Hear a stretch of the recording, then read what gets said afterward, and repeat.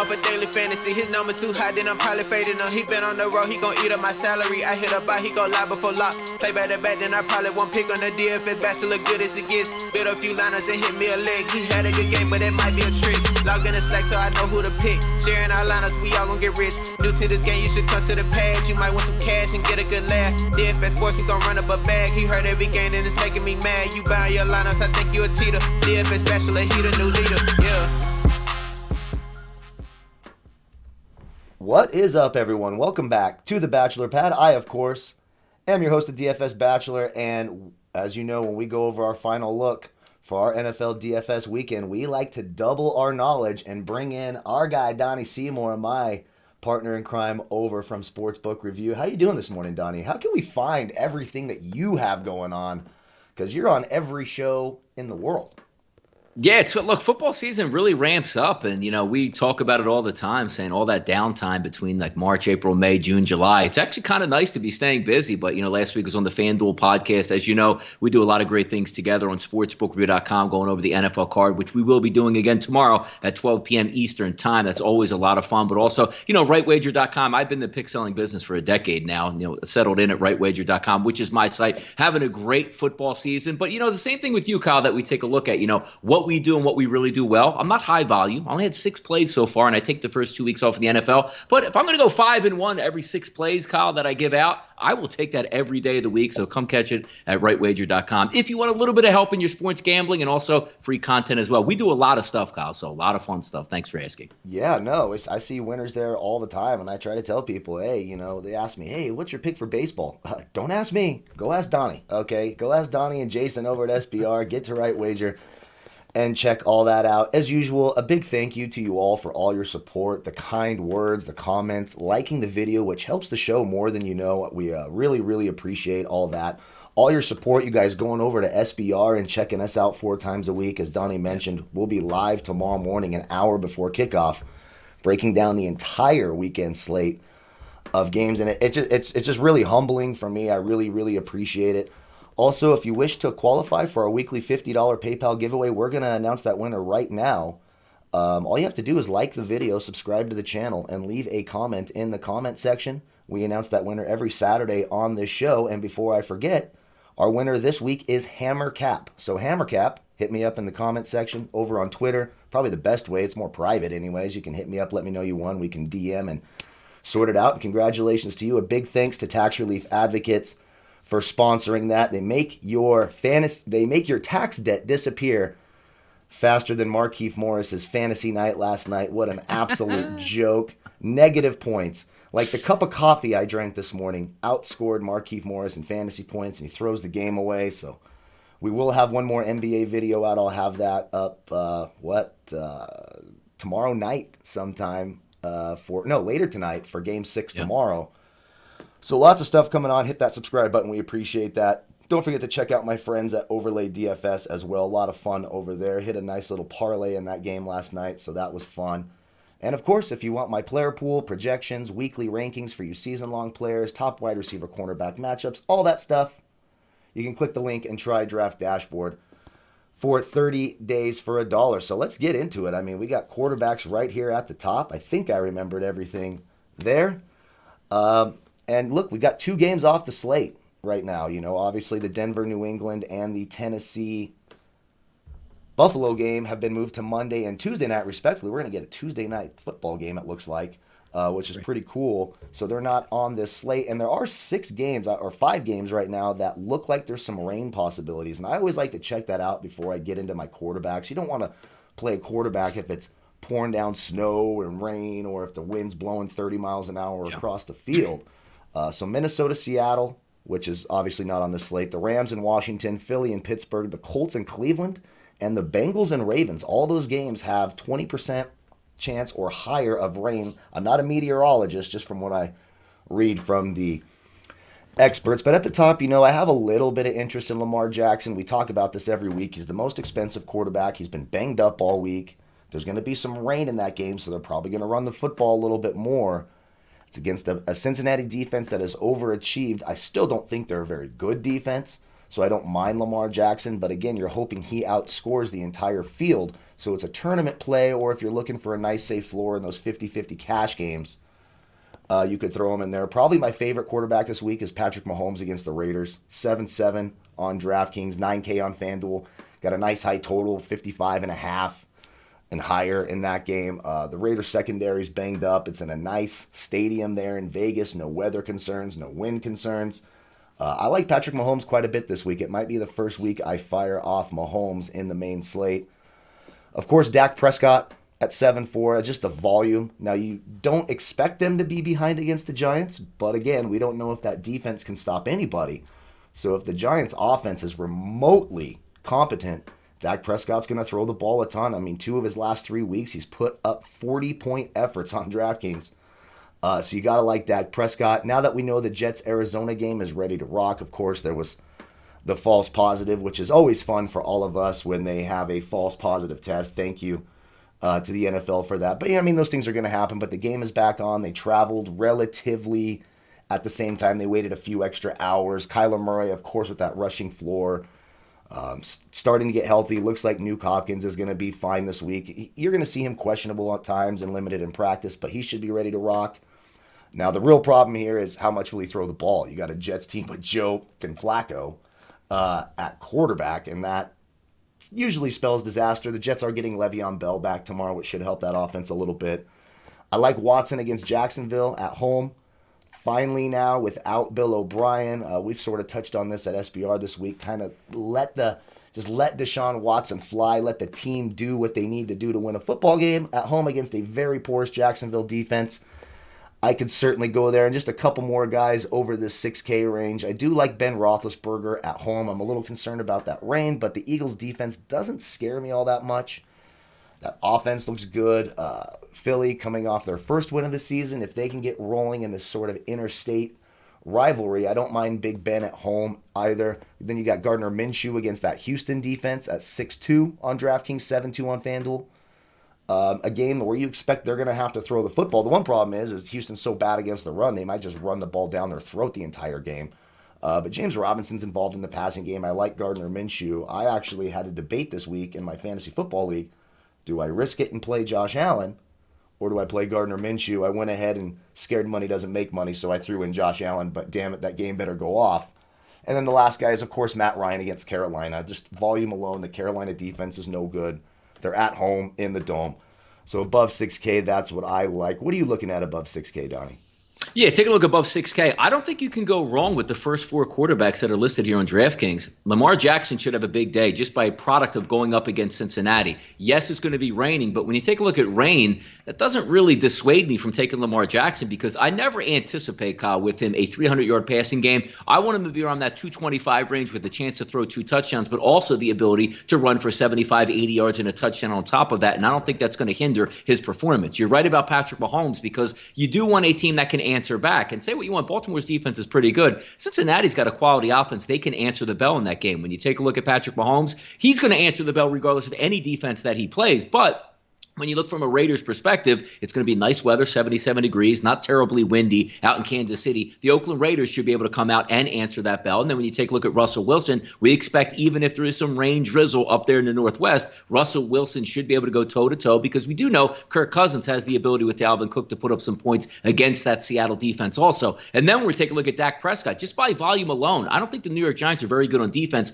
And again, we don't think the Dallas Cowboys are very good on defense, so you might have a chance where those Giants can push it a little bit and get into the mid-20 range, forcing the Dallas Cowboys, if they want to win, to get 28-plus points, which is what we're looking at. The one down thing I do have, because if it was a different game, so to speak, here for Kyler Murray, we know he's going to put up stats. But again, are the Jets going to be able to chase down the Arizona Cardinals? If the Arizona Cardinals are up 10 points in the fourth quarter, does Arizona really have to score on that next possession or just run the clock out because Joe Flacco is the quarterback? That's the major decision. The guy I love on this slate, I love the 6,900 is a fair price, and that's Deshaun Watson. Yeah. And you say, well, I don't really like the Texans. They're in a little bit of turmoil, but you have to take a step back. Bill O'Brien was the play caller. You're going to get a fresh approach. Are they going to change the offense around Kyle? No, but they're going to have new wrinkles. But more importantly than that, you should have 4 wide receivers that that are healthy. You should have a running back that will be able to get space this weekend. You have a couple banged up defensive linemen. Also, Miles Jack is banged up at linebacker for the Jacksonville Jaguars, which means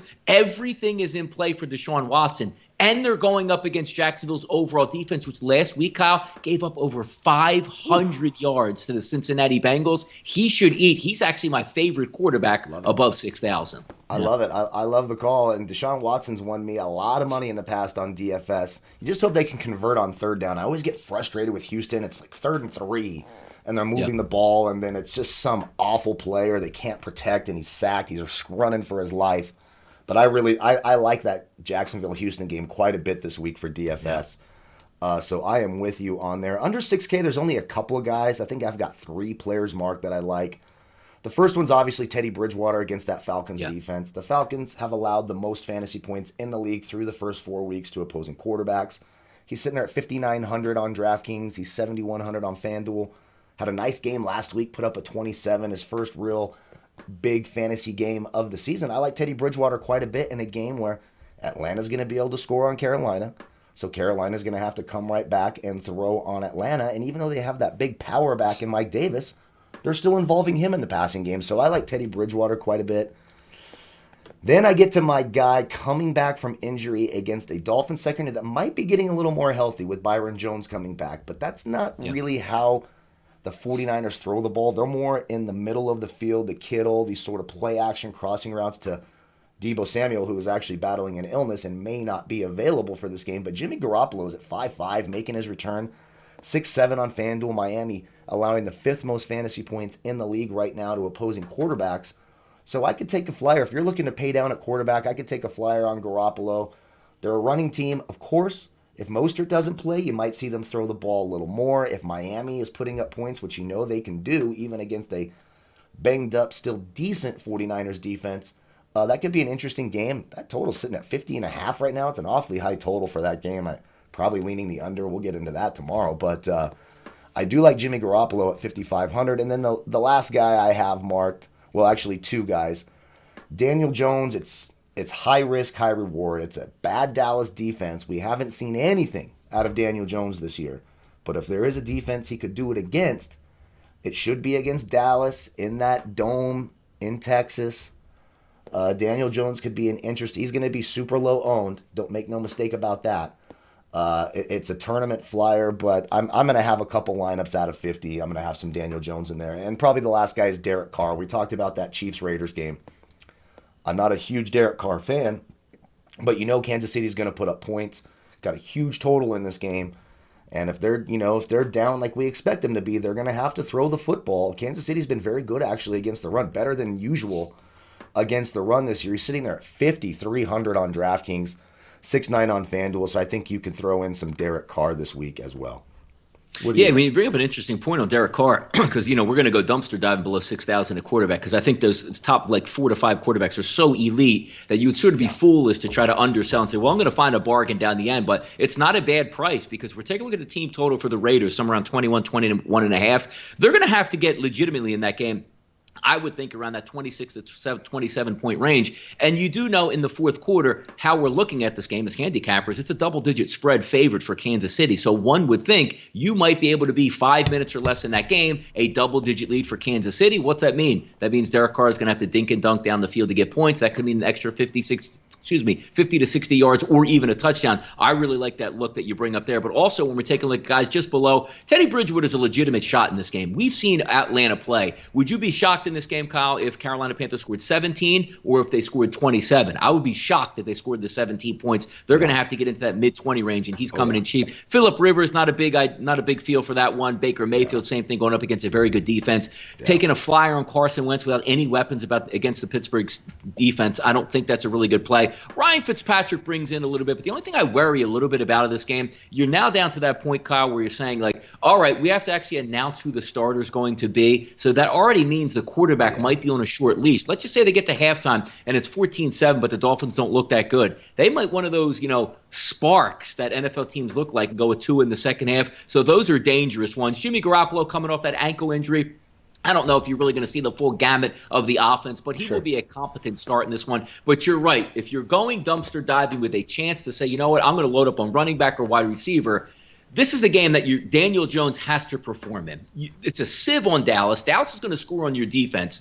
You would think if you were able to put a perfect scenario together for Daniel Jones, 280 yards and 3 touchdowns, you say, wait a second, Don, it's Daniel Jones we're talking about. But this is the Cowboys defense coupled with the Cowboys offense. You must get into the high 20s to win this game. There's no way we're going to look and say on Sunday night, hey, Kyle, did you see that game? Dallas Cowboys 21-17 over the Giants. It's not going to be like that Rams game last week. So he's going to have to counter, and I think he does have some weapons to counter with against Dallas. That's my dumpster dive guy of the week, Daniel Jones. Yeah, I like it.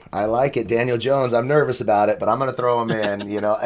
He's just looks so terrible. It's tough, but God, that Dallas defense is awful. And, now they might be able to hang in that game. Tyron Smith being announced out for that game for Dallas. So maybe the Giants can hang in there. And Daniel Jones got some rushing upside as well. He's an athletic guy. So if he can get moving, get the pocket moved, attack that slot, Jordan Lewis in the slot there, could be an interesting day for Daniel Jones. I'm right there with you. When we get to the running back spot here and we go over this 6K range, of course, the first 1, 2, 3, 4, 5 guys are all great picks, from Zeke Elliott, who I love against the Giants. You could easily see them, you could tell he's a little frustrated. He's been involved in the passing game, 27 targets over the last 3 weeks. But only 12 and 14 carries over the last couple of weeks. You know that Zeke Elliott's ready to get the ball in the goal line, score some touchdowns. He's got that legit 30-point upside, and he's not overly priced. Usually we see the most expensive running backs like the McCaffreys and the Cooks. They're in that 9, McCaffrey will even get to 10,000. We're getting him for 7,800. So I do like Zeke Elliott. I like James Conner against the Eagles, especially if that game's going to have some rain. He's looked really good with Big Ben back, 23 and a 28 in his last 2 games. They had the full week off, the unexpected bye due to the Titans situation. So I do like Connor. Then you get to probably my 2 favorite running backs of the week right here at 6'8 and 6'7. Clyde Edwards-Helaire against the Raiders. The Raiders have allowed the most fantasy points in the league to opposing running backs. Sitting there at 6,800, he'll be involved in the passing game, the running game. And you talked about it as handicappers. If they're up 2 touchdowns late in the fourth quarter, they're going to give the ball to their young running back and let him get going. So I do like that price there. And then right below that, I like James Robinson quite a bit at 6,700 on DraftKings. And he's only 6'6 on Fanduel. I think that's an absolute steal on Fanduel. Look, the Houston Texans can't stop anyone on the ground. They are allowing the second most fantasy points to opposing running backs. I believe they're bottom of the league in rushing yards allowed per game. Dalvin Cook absolutely torched him. Plus, he's been targeted 14 times in the passing game the last few weeks. It's my favorite prop bet of the week as well. Him going over 20.5 receiving yards. I think he gets there easily. I like James Robinson and Clyde Edwards-Helaire quite a bit. Even though the Colts defense is very good, they could be without Darius Leonard this week. Kareem Hunt, just on volume alone, now he's going to be the featured back for Cleveland. He's going to be involved in the passing game and the running game. Look, playing 41% of the snaps. 41%. His last 3 weeks, 24, 14, and 19. It's absolutely incredible on limited touches. Now you give him a full workload, so I think there is a nice high ceiling there for Kareem Hunt. And then you get to Mike Davis against Atlanta. I love what Mike Davis has done since he took over for Christian McCaffrey. A 16, a 23, and a 22 on DraftKings. He's been targeted 23 times, 29 rushes over the last 2 weeks. Nice total in this game, in the Dome, a bad Falcons defense. Mike Davis, I don't think any of us ever thought we'd be paying $6,400 for Mike Davis, but I like him quite a bit, and I like him on FanDuel at $6,800. And the last guy I have again above 6K is Jonathan Taylor for the Colts. They just rely on him so much. Phillip Rivers is not the same sort of explosive quarterback that he was maybe 5 years ago. That offense kind of looks sort of pedestrian.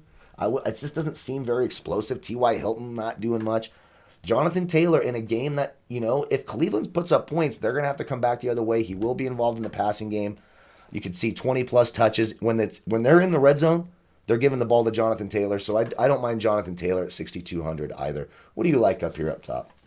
Usually because we talk about the quarterbacks, we had like that first 4 or 5 that you can just interchange with each other and think you're going to get big weeks. I don't see that at the running back position on this slate. The one guy who I can see paying $7,800 here on DraftKings for is Ezekiel Elliott, because his floor is going to be very high, but his ceiling is also going to be very high. And what I mean by that is if we're looking at Ezekiel on Sunday, what's his bottom out number in this one, Kyle? 75 yards on the ground and a touchdown, 5 catches, and 40 yards as a bottom. You could very easily see him in this game go against the Giants. Really really get fed on offense, even though they are banged up on the offensive line, but easily see him go over 100 yards. Oh, yeah.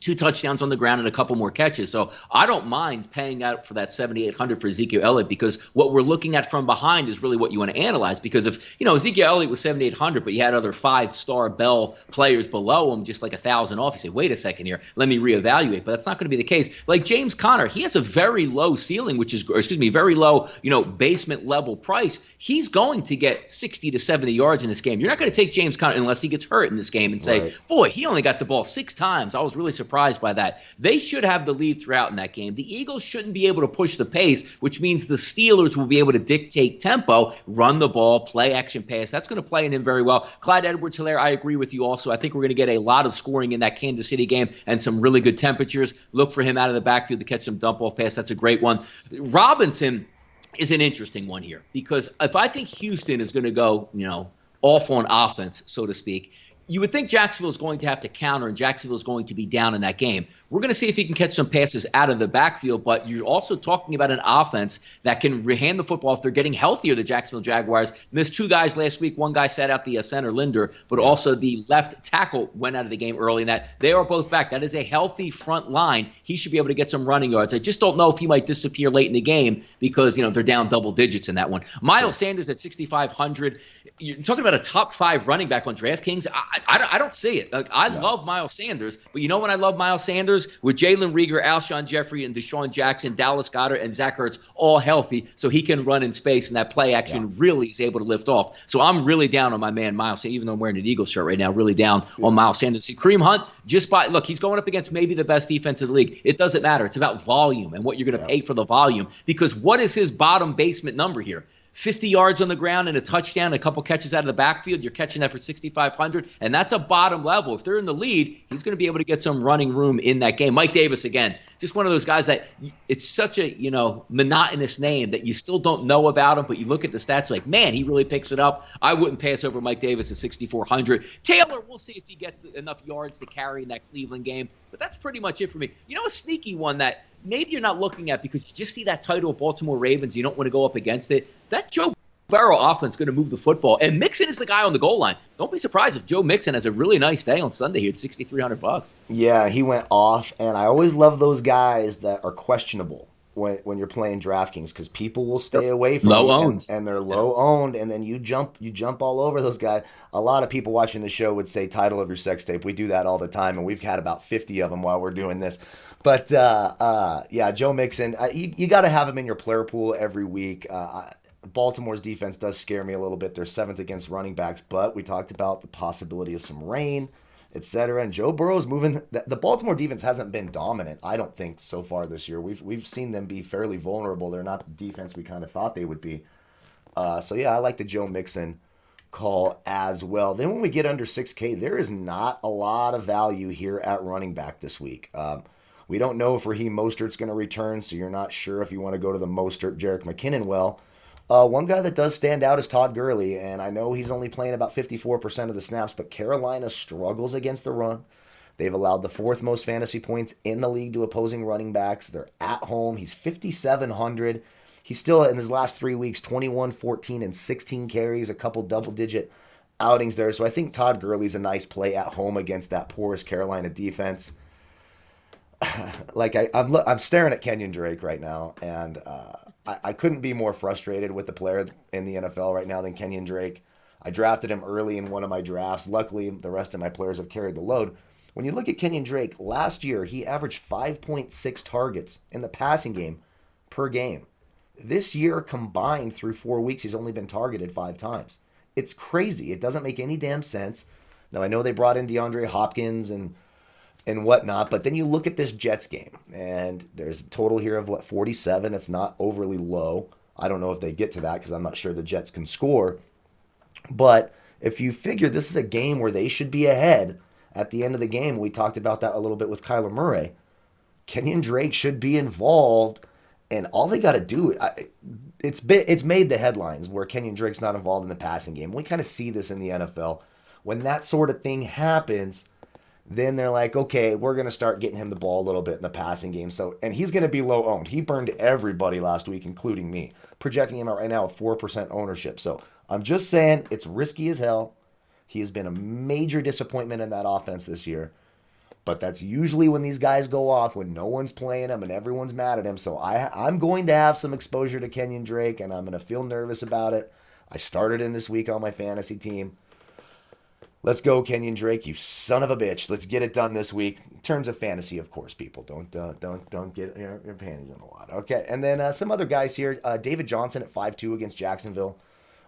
Hasn't been great this year, but Jacksonville is a team, again, 26th in the league defending opposing running backs, sitting there at 5,200. Bill O'Brien is gone, and a game where we expect points to be scored and the ball to be moved. He's playing 80% of the offensive snaps, which is a really high number in the NFL for running backs these days. Le'Veon Bell's return. He's the only running back who played 100% of the offensive snaps in week 1. Le'Veon Bell's back. I don't know if I'm going to touch that. And then just volume alone, there's not a lot of value. So a guy like Antonio Gibson is looking like he's the new number 1 running back for Washington and is really taking that job. 3 straight double-digit fantasy outputs, facing a Rams team that, they were being kind of carved up a little bit by Devontae Freeman last week. So I think Antonio Gibson at 5K makes a little bit of sense. And then I think the only other guy I have marked down here is Devontae Freeman against that Dallas defense. I don't love Devontae Freeman, but he's playing 87% of the offensive snaps since he joined the team. Didn't look terrible against the Rams last week. He's 4,600 on DraftKings. He's 5.5 on Fanduel. And when you just go below that, there's no one else who's really going to see the field much. Maybe Duke Johnson. Do you really want to play Duke Johnson? No, thank you. So that's it for me. I mean, that's as low as I'm going, as I think Devontae Freeman at 4,600. What do you like down there?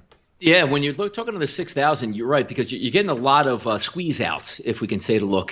San Francisco, if Mostert comes back, they got a plethora of running backs that they can use, and a lot of guys lumped up in that same price range. You pick the one guy, the other guy gets more carries. Like, boy, that was really a waste of money. And then when you take a look and slide it down even a little bit more, you have like that Baltimore backfield, which I really like Mark Ingram at 5,400. He's going to score a touchdown in that game, but we all do know you got a running back at quarterback essentially, and then you have a few other young guys that you're trying to work in and out in that backfield in Baltimore. So you're not really going to be that lead dog, 22 carries, 165 yards and 2 touchdowns as an upside that you might have against Cincinnati. But I still think that's going to be a steady pick. And also the Rams squeeze out here. You got Brown Henderson, and guess who's back again this week? Cam Akers. So you got 3 running backs that they're all going to try to work into the game. So I can't justify paying Henderson at 5,300 or Brown at 5,300 because one of those guys is going to steal the other guy's points at that same level. Maybe if one was 5,000, 4,000 and 3,500, hey, let me take a flyer on one of these edges. But all 3 of those guys are going to be getting carries in this game. David Johnson, I think, makes the absolute most sense in this game again, because if you could tell, I'm high on the quarterback. I'm high on a couple wide receivers for Houston that we'll talk about, but specifically at running back as well. If I think this team should be in the 30s, Houston against Jacksonville, which they absolutely should be against a banged up, horrendous Jacksonville defense at home on turf, he's going to be able to get carries in this game. Upside for David Johnson, 2 touchdowns total, maybe 1 in the air, maybe even just 2 on the ground at this point. Yeah. I think they'll be in the lead late in the game. I think they're going to use him as well. So I'm really high on that pick. Also, if we slide it down to try to get some of those real value plays, I mean, it's really desperate. As you get lower, maybe 4,300 on J.K. Dobbins, where if they have the lead, he's going to get a lot more burn than maybe the veteran, Ingram is going to get in that game. Giovanni Bernard, if, they're down late in that game, he can get those extra 4 to 5 catches on the dump-offs in the fourth quarter. But you're really trying to scrape that bottom of the barrel as you get all the way through down the bottom. But that's pretty much what I like so far coming through that bottom. Probably David Johnson, the best of the upper echelon guys that aren't there. So yeah, I completely agree. It's tough down that running back, and you're going to want to get the value at wide receiver and tight end, like we always talk about every week. And they're even tightening that up a little bit this week, but there are some good players down there. So when we jump over here to wide receiver, now again, you got DeAndre Hopkins at the top, and it's an absolute money matchup against that Jets secondary. He lines up on the perimeter 90% of the time. Hopkins does, so he's either going to see Blasson Austin or Pierre Desir, who is giving up literally 0.70, nearly 3/4 of a point every time a route is ran against him. He's basically giving up a catch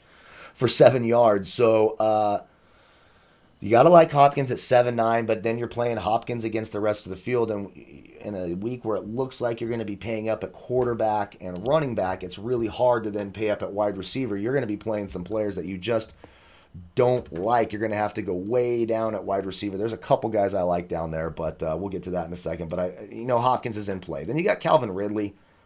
Awful Monday night. Didn't have a single catch and 5 targets.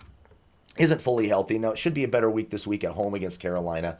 I don't have a ton of Calvin Ridley this week. I generally do like that Falcons passing game. But I think if you can save 600 for Tyreek Hill against the Raiders at 6,900, that's just an easy choice for me. We know the massive ceiling that Tyreek Hill has. I mean, he could literally have 2 80-yard touchdowns in one game. We've seen it happen before. This guy can score in the 40s. Even the last 3 weeks, he's only been targeted, 23 times. He's turned that into 61 DraftKings points over that 3-week period. 59 DraftKings points. Big high total. I love Tyreek Hill at 6'9". Of course, Amari Cooper, a target monster. He's been targeted 37 times over the last 3 weeks against a bad Giants secondary, so I like that as well. When you look at that Giants matchup, and even James Bradbury, who was supposed to come in and sort of solidify that a little bit, it just hasn't happened, and they're going to try to shadow Cooper with Bradbury. He's been targeted on 20% of his defensive coverage routes, giving up 0.32 fantasy points per route ran against. So I do like Amari Cooper quite a bit. Juju Smith-Schuster at 6'7". I don't mind that. I worry a little bit about that matchup in the slot with Roby Coleman, who I believe is held. Roby Coleman's been playing really well, and they're just not attacking teams in the slot. The bright spot for the Eagles, we kind of talked about this at the beginning of the year, their secondary has improved quite a bit. It has not been the secondary's fault that they have just sort of fallen apart. Just a lot of injuries, and that offensive line has really cost the Eagles quite a bit. But, I mean, they're in first place, so how bad can they be, right, Donnie? The first place Eagles. True. First place Eagles, man. First place Eagles. One guy, as long as he can stay healthy for the whole game, a team that you mentioned, Will Fuller is sitting there at 6,600 on both sides. Huge upside. If he can stay healthy, this is a plus matchup for him when I'm looking at who he should be lined up against for most of the game. He's going to see a bunch of Trey Herndon, maybe some C.J. Henderson on the outside. I mean, giving up 0.40, 0.25 fantasy points. Will Fuller's got that big upside. I don't mind that there. And just staying above 6K, I think I have a couple more guys. DJ Chark against Houston coming back the other way. So if we expect Houston to score points, which we do, they're going to need to throw the football themselves on the Jacksonville side. DJ Chark made an instant impact after coming back from injury last week. 9 targets, 30 DraftKings points, a couple of touchdowns, including a beautiful one-handed catch. So I could certainly go there as well. And then rounding up right here at 6K, CeeDee Lamb for Dallas. He's been awesome this year in fantasy. 25 last week on 7 targets. The Giants, we just talked about their bad secondary in the slot. He's going to see a bunch of, Darnay Holmes, who's targeted on 19% of his routes, giving up 0.27 fantasy points. He and DJ Moore for Carolina, both sitting there at 6K, I think make a whole lot of sense. And I might even have a little Terry McLaurin this week. He's been big, 29, 13, and 25 over the last 3 weeks on 32 targets. Now they get Kyle Allen, who I actually think is a markedly better quarterback than Dwayne Haskins, so I might have some Terry McLaurin in tournaments as well. What do you like up top?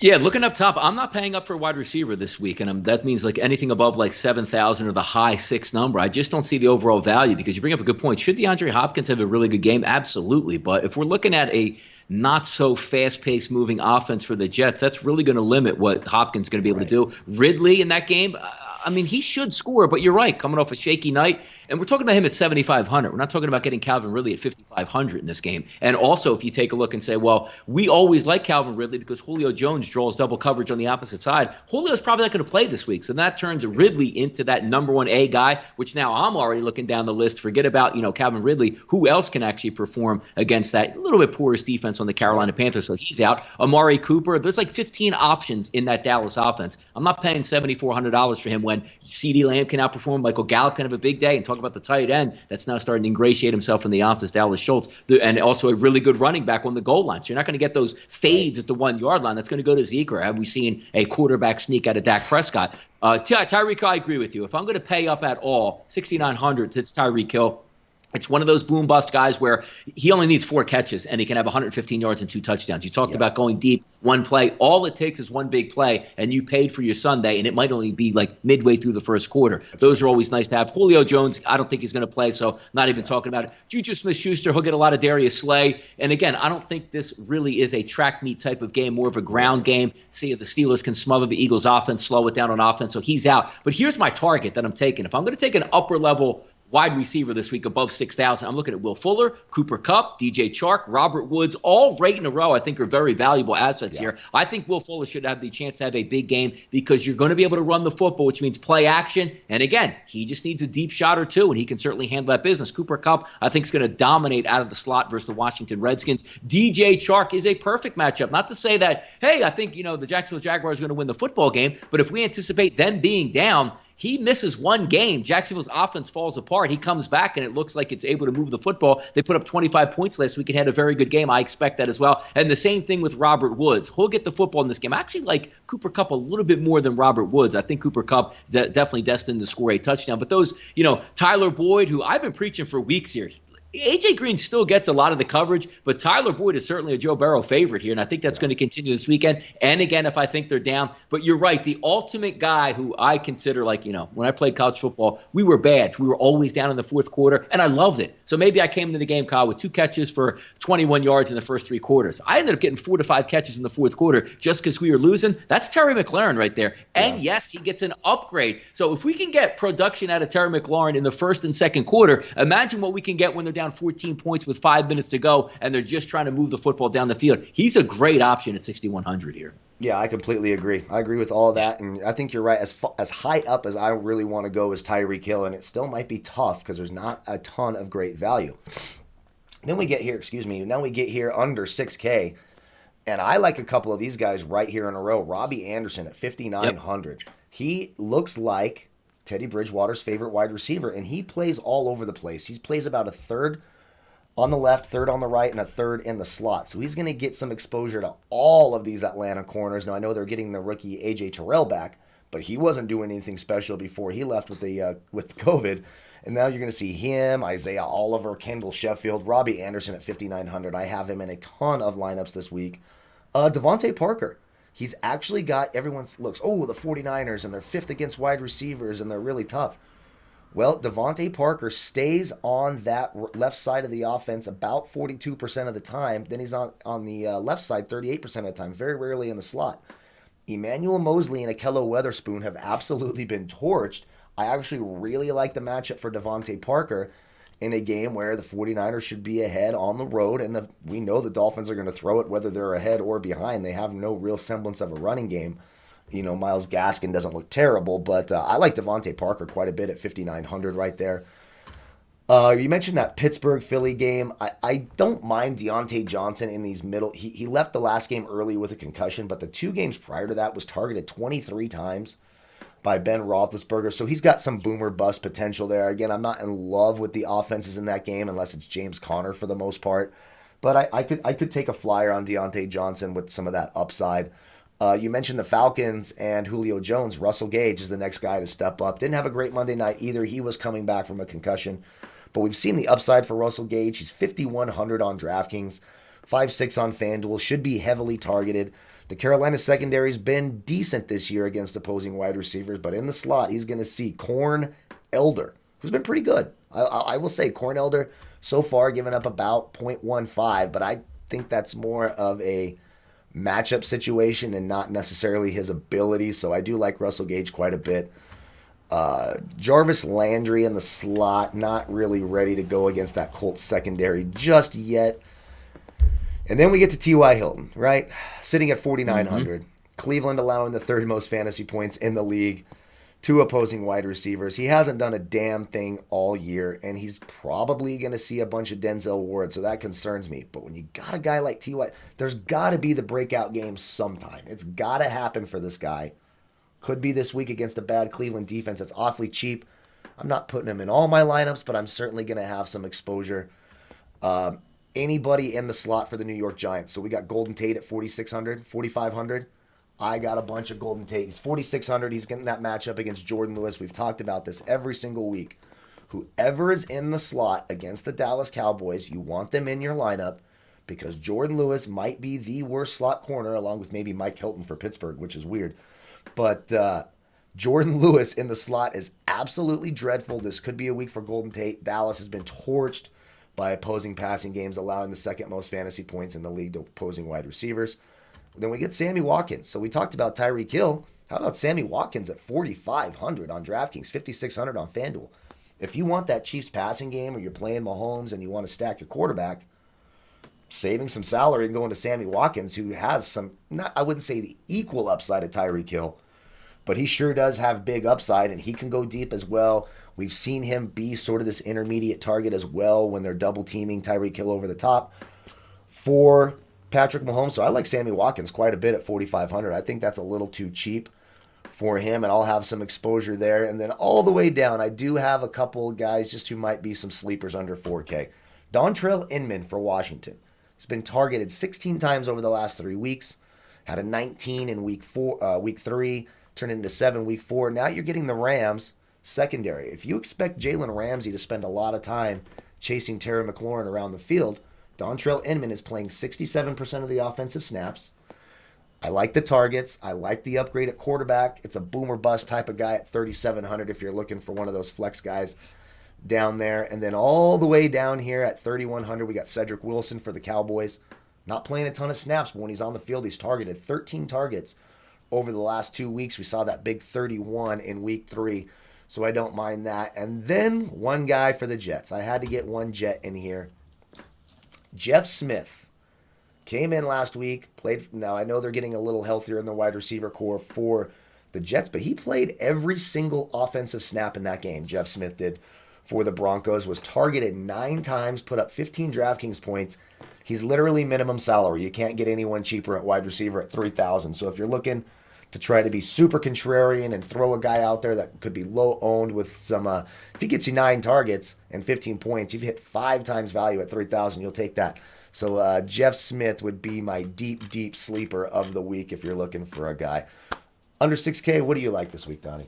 Yeah, I think right off the bat, there's Robbie Anderson, 5,900, Devontae Parker, 5,900. 2 guys that have the ability to have very good weeks. And we always like Robbie Anderson. This is the common theme you're going to hear each and every week from both myself and Kyle. You're looking for a guy that can just one hit it and quit it, as they like to say. 65-yard touchdown, Robbie Anderson late in the game. That's all you need. How many times do you look up and Robbie Anderson has 6.2 points and you get to the fourth quarter and you see a touchdown flash on the screen? I wonder if it was Robbie Anderson. Oh, it was. 72-yard touchdown. That's all you need, and I think he can get that job done. I like him in that spot. Jamison Crowder, look, anybody paired up with Joe Flacco is automatically be off my board. The one guy I tried to work in early in the week when I was taking a look at DFS was Deontay Johnson, because I do think he has a decent matchup in this game, but I keep on getting back to, are the Eagles going to be able to answer the bell? Because if they can't, Ben's not going to be slinging it all over the place in the late third quarter, early fourth quarter. So I did downgrade him a little bit. Michael Gallup, 5,400. There's so many players that you're just looking to get lucky with a Dallas wide receiver. Can he score? Can he get 80 yards and a touchdown? Absolutely. But there's so many guys on that team that need the football. It's hard for me to differentiate of who I want outside of maybe the tight end or, again, Zeke Elliott or Dak Prescott at quarterback. Deebo Samuel has the illness. I mean, obviously not really worth getting back into. Brandon Ayuk, I do think is going to have a pretty good game, sitting there 5,200. But the problem with that is now you're getting healthy in that secondary. Byron Jones is going to play this week for the Miami Dolphins, which is a really good athletic cornerback. So you figure that's going to stem the tide of, hey, let's just pick on one side or the other. They have 2 pretty good cornerbacks that they can throw at you. Keep moving down the list. You know, even James Washington for Pittsburgh. I'd actually rather pay a little bit for James Washington than Deontay Thompson. Just going and saying, you know what, it's a lower price. If it doesn't work out, I didn't expend my bankroll and spend an extra, pay up for a wide receiver in that spot. But even moving down, you're so right on this. Like, you talk about like value, where you're going to get a guy and what he's going to cost. How many times over the past 3 years, Kyle, you're paying T.Y. Hilton $6,500, $7,000 in DraftKings or FanDuel for a T.Y. Hilton start, and now you're looking at $4,900 going against a team that theoretically can score with Cleveland, but they're going to go up against a good defense with Indianapolis. I still think both of those teams get in the 20s, and this might be that week where he finally shakes loose on a 40-yard touchdown, or at least one of those deep balls that's a 50-plus, then you tack on maybe a reception or 2 late in the game, and there you have your 4 catches for 80 yards and maybe a touchdown, and completely pays for himself. But the guy I like, one of those sleeper guys, the Slaytons of the world for the New York Giants, going up against that horrific defense. If there's a chance for the Dallas Cowboys to give up points, it's probably going to be from the wide receiver position and Daniel Jones throwing, because, I anticipate them being down in that game. One of those real deep sleepers, because I know you talked about Golden Tate, which is fine. If you can look at Golden Tate right now, I don't have to watch the game tomorrow. That's 5 catches for 50 yards before you even start. Now, can he improve on that is going to be the question, and how many big plays. But you're going to have Golden Tate catching at least 5 balls tomorrow. Greg Ward for the Philadelphia Eagles. And again, I'm down on the Eagles offense because there's not much explosiveness. But if we think, again, the Eagles are 7-point dogs, we flip it over to the fourth quarter when they should be able to pick up some junk yards if they're down. Greg Ward has shown the propensity to catch the football and get open. And again, no Deshaun Jackson again, no Alshon Jeffrey, a bunch of rookie wide receivers. He's the guy that I'm looking forward to if I'm Carson Wentz. 3rd and 6, 3rd and 7, convert to change, 10-yard catch, 15-yard catch. He should pay for himself, only coming in there around that $4,600 range. But you're right also, the McCole Hardmans of the world, the Sammy Watkins of the world. One of those two guys is going to catch a touchdown pass. It's just to determine who actually is going to do it at that 4,500 level. And then I slide it all the way down at the 4,000 range. And I don't know what happened to this guy. I don't know if Bill O'Brien had him in the doghouse. But Brandon Cooks seems to be healthy in an offense that should be able to move the football against a porous defense, and all the shackles are off, per se, the Houston Texans franchise with Bill O'Brien gone. Brandon Cooks, to me, is the ultimate boomer bust, because I can see him 6 catches, 80 yards, and a touchdown in this game. If he comes back with another 1 catch or 2 catch, or I'm not even in the ball game type scenario, he's going to be completely off. But when we take a look at picture this: if you paid up for running back or quarterback or whatever, and now you're sitting here with Brandon Cooks and T.Y. Hilton at these extremely low prices, both of those have the ability to go off this weekend. That's right, and that's how you win tournaments. And I like the Greg Ward call too, because if there is one weakness for the Pittsburgh secondary, it is Mike Hilton in the slot. He's notoriously been one of the worst cover corners. You'll actually see them oftentimes try to blitz him or have him be some of these, because he just can't cover anybody. So I think Greg Ward's interesting. And let's go T.Y. Hilton. Damn it, I have him in lineups this week. Yes, I have him in a lineup. Absolutely. Oh, damn it, I'm nervous about it. But, scared money does not make money. That's what we say all the time. And I like T.Y. Hilton this week. Getting over to the tight end position, it's the same. Look, George Kittle, that was just an impressive Sunday night performance with the backup quarterback. 15 targets, 43 DraftKings points. And we talked about Deebo Samuel being ill and may not play this week. George Kittle, if there's one tight end I'm going to pay up for, and you can sort of consider Kelsey in here, but if I could figure out a way to do it, Kittle would be the one. It's very difficult for me because I'm paying up at running back, etc., and I don't normally trust tight ends that much. But my goodness, that offense sure does seem to be built around George Kittle. Like wherever George Kittle is where the ball is going. Kelsey, Travis Kelsey, always, it's just hard to pay for him. If I'm going to pay up for a receiver or a pass catcher from Kansas City, it's going to be the big upside of Tyreek Hill. So I'm just not going to get there with Travis Kelsey. Darren Waller, just a target monster. 32 targets the last 3 weeks, another 12 last week. A nice solid game, put up a 17. But I want to get down into these 5K, 4K ranges for tight end. I just tend to pay down. Tyler Higbee is a fine matchup against Washington. Hasn't really been targeted much the last few weeks. Hasn't been really part of that offense, so that makes me nervous. But then we get to 4,800. It was our guy last week. Got in the end zone on 8 targets. Dalton Schultz. Yes. 4,800 on DraftKings. And, if you're looking to get a part of the Dallas passing game and you can't afford the Amari Coopers, or maybe you can't even afford Zeke Elliott. I figured out Zeke Elliott. Dalton Schultz is a nice way to go there at 4,800, playing a ton of snaps, seeing a ton of targets. I think he's absolutely in play. A guy we liked last week that I pretty much delivered, was targeted 10 times, put up 10 DraftKings points against a good Rams defense. Now he's playing a bad Dallas defense who's allowed the 5th most fantasy points at tight ends. Evan Ingram is still too cheap at 4,600 in my opinion on DraftKings. He's 5.5 on Fanduel. I like that play quite a bit.